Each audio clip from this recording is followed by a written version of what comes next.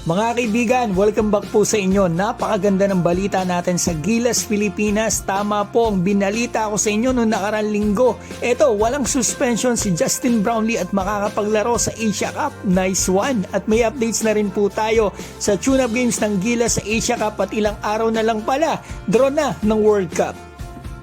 Simulan po natin sa Gilas Pilipinas kasi may mga updates na po na lumabas sa Asia Cup at World Cup. Dito sa Asia Cup, ayon po sa report ng Philstar, maraming salamat po. Ayon daw po kay Coach Tim Cone, target daw po ng Gilas na magkaroon ng tune-up games bago sumabak sa FIBA Asia Cup sa August 5. Ilan daw po sa plano ni Coach Tim Cone ay magkaroon ng tune-up bago lumipad sa Middle East. Wala pa daw pong final decision kung ang makaka-tune up ay PBA teams or international teams. Kabilang na daw po dito yung plano na kapag nandun ang Gilas sa Middle East, tune up dito sa Middle East teams.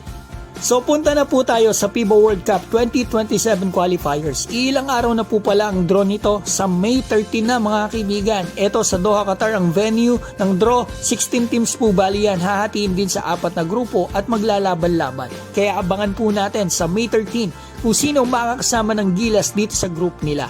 Mga kaibigan, dito sa World Cup qualifiers na ang first window po pala ay sa November 24 to December 3. Wala pa pong kasiguraduhan kung makakalaro dito si Kai Sotto, pero sa second window malamang andyan na po si Kai, February 22 hanggang March 3.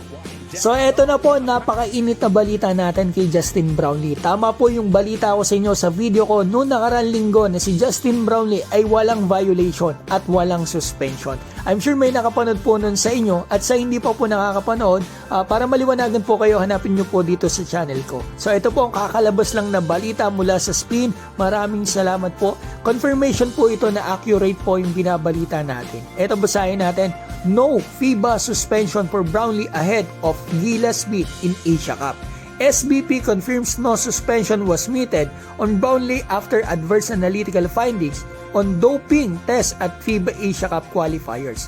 Justin Brownlee is set to play for Gilas Pilipinas in the coming FIBA Asia Cup as no suspension has been meted on him by the World Basketball Federation. The Samaang Basketball ng Pilipinas made the confirmation on Friday during its National Congress at the Meralco Multipurpose Hall.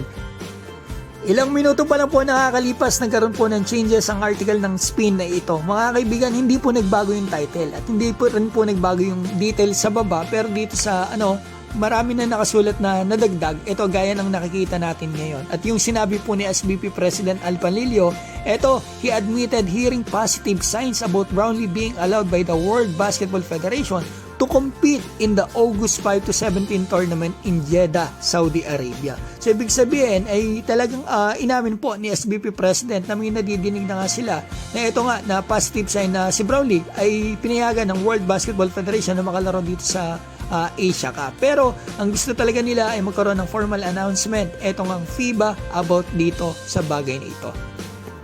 Mga kaibigan, dun nga pala po sa ilang bumabati ko sa SBP, pakiusap ko lang po, wag nyo pong i-bash. Kung alam nyo lang po yung nalalaman ko, ay talagang masasabi ko po, ay talagang ginagawa nila yung trabaho nila. Maganda po yung SBP natin ngayon, especially yung pagdating ni Miss Erica D. Saludo po tayo dyan. Atin po yan mga kaibigan. Solid yan mga kaibigan. Eto, batiin ko po pala si Michael Avetria, Efren Plaza, Samuel Altarejos, Sagittarius, Edith Doromal, Artur Pablico, Paulo Torre, Coach Haji, Hoopstrand PH, Janicio Rupo, Papa ni Maris at Joe Ville. Mga kaibigan, maraming salamat po.